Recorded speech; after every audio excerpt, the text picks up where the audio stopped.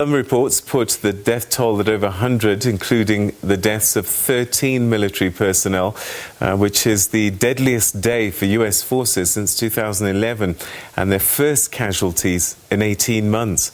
An emotional U.S. President Joe Biden spoke at the White House late Thursday, vowing to hunt down the perpetrators, whilst confirming that evacuation operations would continue until a Taliban-agreed deadline of August the 31st. Well, for an update now, we're now joined by SABC correspondent in Washington, Nina Maria Potts. Nina Maria, thanks very much indeed for joining us.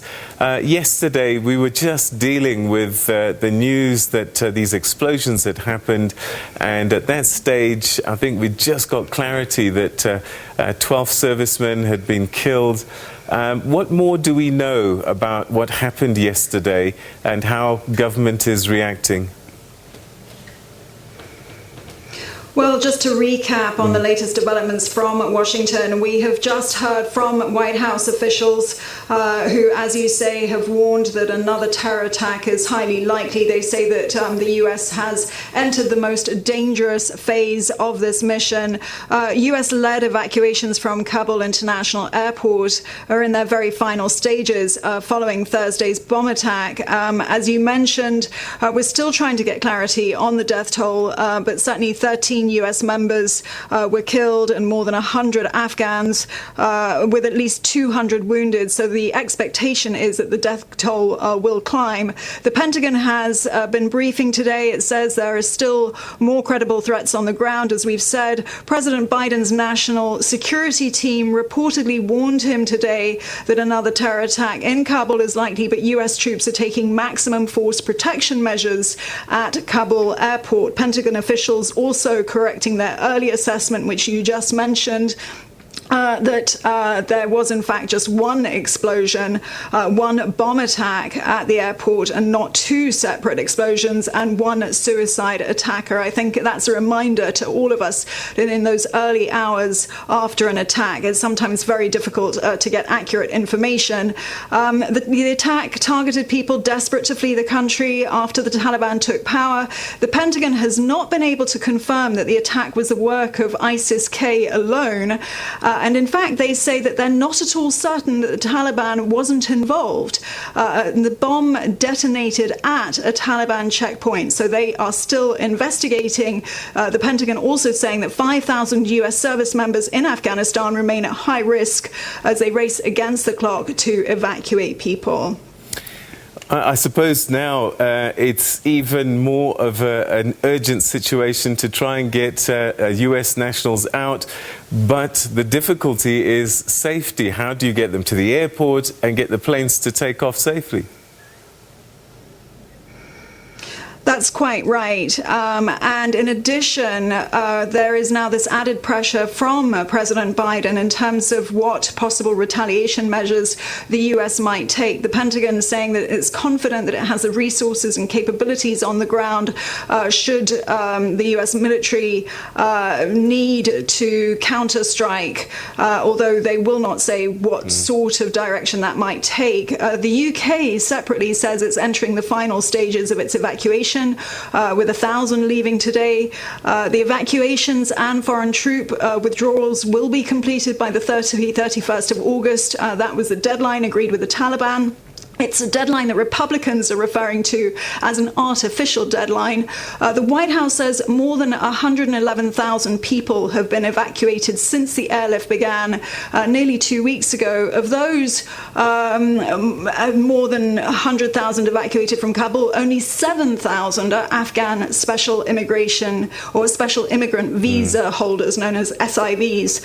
Roughly 5,000 of those evacuated are American. So that does rather beg the question, who are the other 88,000? And we're still not getting clarity on numbers. I was hearing that the British government has also released numbers of citizens that they've lost in the explosion yesterday. That's right, and this will add to the sense of urgency in Britain and also the criticism and discontent among America's allies. It is hard to underestimate, I think, the level of international damage that this has done to President Biden. We did hear from President Biden earlier in the day. He had meetings with the Israeli Prime Minister, meetings that were supposed to happen yesterday that were cancelled, obviously, when the attack happened. But yeah, I mean, President Biden is facing a lot of international criticism, both on the international front and the domestic front. He didn't take questions on Afghanistan, speaking mainly to the issue of Iran with the Israeli Prime Minister. But his speech on Thursday afternoon that you referenced earlier, just after the attacks happened on Thursday afternoon, attracting a great deal of criticism and calls for him to be impeached or to resign, although his defenders have also been out in force. What is the concern about his leadership that questions are being raised? What are they saying that he's fallen short in? Well, I can give you some examples of what certainly the Republicans are saying. Republican leader Kevin McCarthy has called on House Speaker Nancy Pelosi to bring the chamber back into session. He's demanded a debate on legislation that would prohibit the U.S. withdrawal until all Americans are out of Afghanistan. Pelosi's dismissed those suggestions. Republicans saying that the humanitarian disaster is a result of Biden's weak and incompetent leadership. Joe Biden's defenders, on the other hand, as I say, have come out from all sides, I think banking really on the public sentiment, the assumption that Americans really don't care about Afghanistan in the long term. They just want out. They point to the fact that this was former President Trump's deal, and I think they are banking on the possibility that Joe Biden survives this. One thing that's much harder to swallow is that America isn't just leaving Afghanistan. It has lost the war. And that is very difficult for Joe Biden's defenders to justify and speak to. The Taliban has won, and it's hugely equipped with highly sophisticated technology. There appears to be no plan to get US military equipment back, even though the Pentagon says that that's what it will be working on in the next phase of this, what they call this retrograde phase, as they fold in on themselves to safely extract themselves and evacuees from Afghanistan. But I mean, one example is that no one knows where all the US fighter jets are. America is leaving Afghanistan as they entered it 20 years ago, following the deaths of Americans in a terror attack, with a president pledging to hunt them down. All right, so just to be clear, what you're saying is that the Americans are leaving military equipment on the ground, a lot of which probably is in the hands of the Taliban, even as we speak. Yes, there were a number of explosions felt and reported on the ground in Kabul just after this appallingly tragic attack. And originally they were misreported as possible further terror attacks. But in fact, we learned that there were multiple explosions, controlled explosions by the US military, destroying equipment as they leave. And the Pentagon referenced this in this morning's briefing, saying that a top priority will be to get their equipment out. However, we know that the Taliban, as I say, is much more sophisticated than it has been in years gone past, certainly 20 years ago. It seems to even have some kind of facial recognition technology to hunt down Afghans that were loyal to the Americans. There is speculation that they are collaborating with the Chinese government or Chinese contractors on that front. So I think it would be wrong to make sort of sweeping statements about what we think we know the Taliban has, but certainly the US military does not seem at all certain over what it's left behind, equally not at all certain on the precise numbers of people that need to be rescued and to get out. All right, this August 31 deadline Is this a hard post, or does it look more and more likely that it may take a little bit longer than that? It's very difficult to tell.